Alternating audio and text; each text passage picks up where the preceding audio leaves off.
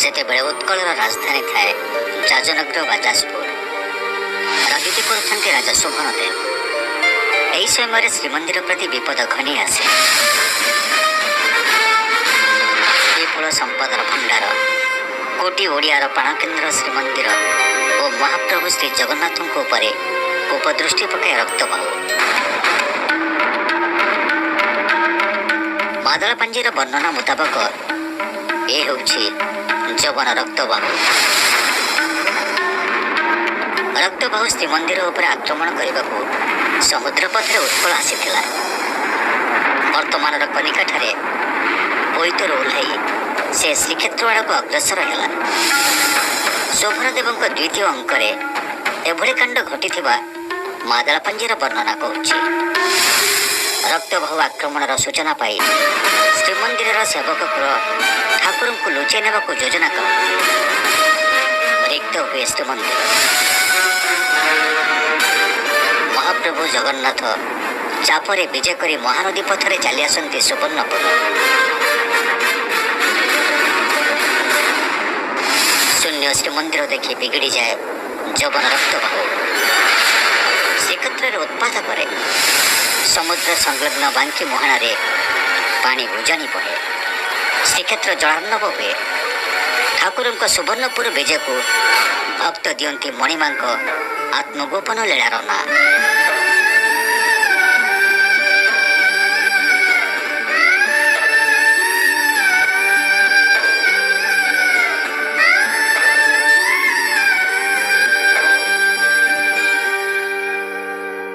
ବରଗଛ, ମହାବାହୁ ଆଉ ଆତ୍ମଗୋପନର ଲୀଳା। ରକ୍ତବାହୁ କବଳରୁ ଦିଅଙ୍କୁ ବଞ୍ଚାଇବାର ପ୍ରୟାସ ଜାରି ରହେ। ବଳିଆର ଭୁଜଙ୍କୁ ରକ୍ଷା କରିବା ପାଇଁ ହୁଏ ଯୋଜନା। ଦାରୁ ବିଗ୍ରହଙ୍କୁ ମାଟି ଖୋଳି ପାତାଳି କରି ଦିଆଯାଏ। ଭୂଇଁ ତଳେ ସମାଧିସ୍ଥ ହୁଅନ୍ତି କୋଟି ଓଡ଼ିଆର ହୃଦୟେଶ୍ୱର। ଶୋକରେ ବୁଡ଼େ ସେବକ କୂଳ, ଲୁହରେ ଭିଜନ୍ତି ଭକ୍ତ। ଆଧୁନିକ ସୁବର୍ଣ୍ଣପୁର, ହେଲେ ସେତେବେଳେ ସେ ଏମିତି ନଥିଲା। ଘଞ୍ଚ ଅରଣ୍ୟ, ଚାରିପଟେ ଘେରି ରହିଥିବା ସୁଉଚ୍ଚ ପର୍ବତମାଳା ଆଉ କୂଳରେ ମହାନଦୀକୁ ଧାରଣ କରିଥିଲା ସିଏ। ତେଣୁ ଏଭଳି ଅଗମ୍ୟ ସ୍ଥାନଟିକୁ ଆପଣାର କରିଥିଲେ ବଡ଼ ଠାକୁର।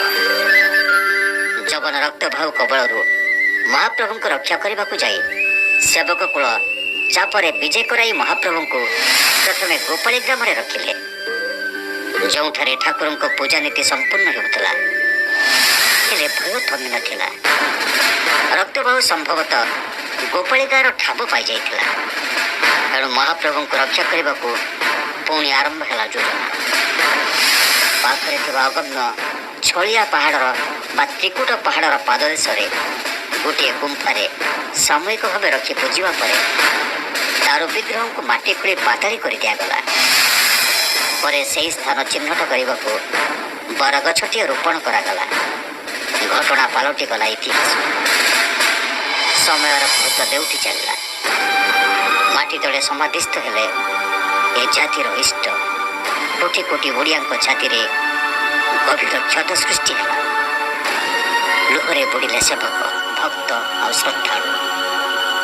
ଦୀର୍ଘ 144 ବର୍ଷ କାଳ ମହାପ୍ରଭୁମାନେ ଏହି ମାଟି ତଳେ ଲୁଚି ରହିବାର ଲୀଳା କଲେ। ଶୋଭନ ଦେବଙ୍କ ରାଜତ୍ୱ, ତାଙ୍କ ପରେ ଚନ୍ଦ୍ରକର ଦେବଙ୍କ ଶାସନ କାଳ ଭିତରେ ଠାକୁରଙ୍କୁ ମୁକ୍ତ କରାଯାଇପାରେ ନାହିଁ। ମୋଟ 144 ବର୍ଷ କାଳ ପାତାଳି ଲୀଳା କଲେ ବଡ଼ ଠାକୁର। ନବମ ଦଶମ ଶତାବ୍ଦୀ ବେଳକୁ ଉତ୍କଳରେ ରାଜତ୍ୱ କରନ୍ତି କେଶରୀ ବଂଶୀୟ ରାଜା ଯଯାତି କେଶରୀ। ଆଗମନ କରନ୍ତି ଆଦିଗୁରୁ ଶଙ୍କରାଚାର୍ଯ୍ୟ। ରିକ୍ତ ଶ୍ରୀମନ୍ଦିର ଦେଖି ରାଜାଙ୍କୁ ଏହି ବାବଦରେ ପଚାରନ୍ତି। ଯଯାତି ଶ୍ରୀକ୍ଷେତ୍ର ଆସି ଏ ସମ୍ପର୍କରେ ବୁଝିବାରୁ ସୁବର୍ଣ୍ଣପୁରର ବାର୍ତ୍ତା ମିଳେ। ସୁବର୍ଣ୍ଣପୁର ଆସି ମହାପ୍ରଭୁଙ୍କ ଜୀର୍ଣ୍ଣୋଦ୍ଧାର କର୍ମ ଆରମ୍ଭ ହୁଏ। ଅଞ୍ଚଳବାସୀଠାରୁ କିନ୍ତୁ ମିଳେନି ଠାକୁରଙ୍କ ପାତାଳି ସ୍ଥାନର ଠିକଣା। ନିରାଶ ରାଜା ଦୁଃଖୀ ହୋଇ ପଡ଼ନ୍ତି। ଏତିକିବେଳେ ନଜର ପଡ଼େ ଗୋଟିଏ ବୃଦ୍ଧା ମହିଳାଙ୍କ ଉପରେ, ଯିଏ ଗୋଟିଏ ନିର୍ଦ୍ଦିଷ୍ଟ ବରଗଛକୁ ମୁଣ୍ଡିଆ ମାରୁଥାନ୍ତି।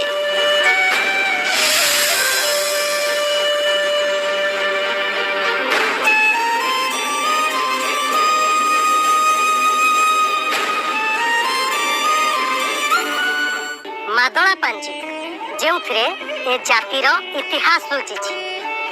ଯଜାତି କେଶରୀଙ୍କ ଠାରୁ ଆରମ୍ଭ କରି ଇଂରେଜ ଶାସନ ପର୍ଯ୍ୟନ୍ତ ସମସ୍ତ ବିବରଣୀ ଗୋଟି ଗୋଟି ହୋଇ ସ୍ଥାନିତ ହୋଇଛି, ଯେଉଁଥିରେ ଦିଅଁବର ଉପାଖ୍ୟାନଟି ବିସ୍ତୃତ ଭାବେ ବର୍ଣ୍ଣିତ ରହିଛି।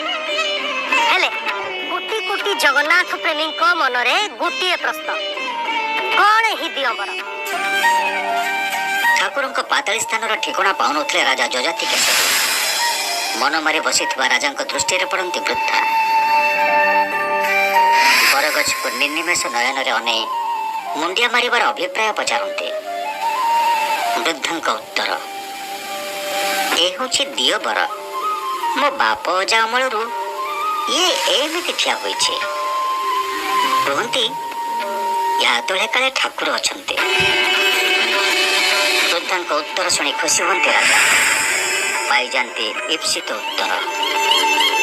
ପାଖରେ ଥିବା କଟୁରିଆ ବ୍ରାହ୍ମଣକୁ ଲଗେଇ ବରଗଛ ଅଣାଯାଏ। ଓଡ଼ିଆ ଜାତି ନିର୍ନିମେଷ ନୟନରେ ଅନେଇଥାଏ ମାଟି ତଳର ଅଥଳ ଗର୍ଭକୁ। ଏ ଜାତିର ପ୍ରାଣପରା ସେଇଠି ଥାଏ। ମଣିମାଙ୍କ ଶ୍ରୀଅଙ୍ଗ ବିଦୀର୍ଣ୍ଣ ହୋଇସାରିଥାଏ। ମାଟି ସହ ମୌନ ବ୍ରତରେ ମଗ୍ନ ମହାପ୍ରଭୁଙ୍କୁ ଅପେକ୍ଷା କରିଥାଏ ଉତ୍କଳ। ଇତିହାସ କହେ ସ୍ଥାନୀୟ ବିରିବନ୍ଧ ଓ ରତନପୁର ଗ୍ରାମରେ ଥିବା ଦଇତା ଓ ପତିମାନଙ୍କୁ ଅଣେଇ ଠାକୁରଙ୍କ ଜୀର୍ଣ୍ଣୋଦ୍ଧାର କରାଯାଏ। ଶୁଦ୍ଧ ପାଟକଣାରେ ଗୋଡ଼ାଇ ଠାକୁରଙ୍କ ଜୀର୍ଣ୍ଣ ଅବୟବକୁ ଶ୍ରୀକ୍ଷେତ୍ରକୁ ଅଣାଯାଏ। ଯଜାତି ଶ୍ରୀକ୍ଷେତ୍ରରେ ନିର୍ମାଣ କରନ୍ତି 38 ହାତର ପୋଟଳ ମାଦଳର ନାଁ ମା ମନ୍ଦିର। ମହାପ୍ରଭୁ ଶ୍ରୀ ଜଗନ୍ନାଥ ପୁନଃ ପ୍ରତିଷ୍ଠିତ ହୁଅନ୍ତି ନିଜ ପାବନ କ୍ଷେତ୍ର ଶ୍ରୀକ୍ଷେତ୍ରରେ। ବ୍ରାହ୍ମଣ ପଣ୍ଡିତ ଆଉ କୋଟି କୋଟି ଓଡ଼ିଆଙ୍କ ଆଶୀର୍ବାଦରେ ଯଜାତିଙ୍କୁ ମିଳେ ଦ୍ୱିତୀୟ ଇନ୍ଦ୍ରଦ୍ୟୁମ୍ନର ଉପାଧି। ବେଳକନ୍ଦର ନିବାସୀ ଆମ ଠାକୁରେ ଦିନେ ଏହି କନ୍ଦରରେ ରହିଥିଲେ, ଯାହାର ମାଟି ଆଜି ବି ସେହି ଇତିହାସର ଅବଗାହନ କରେ। ଏ ମାଟି ଆଜି ବି ମଗ୍ନ ରହିଛି ମହାପ୍ରଭୁଙ୍କ ମାୟାରେ। ତା ସୁଗନ୍ଧରେ ଆଜି ବି ଭାସି ଆସୁଛି ଚନ୍ଦନ, କର୍ପୂର ଆଉ କସ୍ତୁରୀର ଗନ୍ଧ। ଏ କନ୍ଦରର ନାଁ ଶ୍ରୀ ଜଗନ୍ନାଥ ଗୁମ୍ଫା, ଯେଉଁଠି ମହାପ୍ରଭୁ ଦିନେ ପାତାଳି ହୋଇଥିଲେ।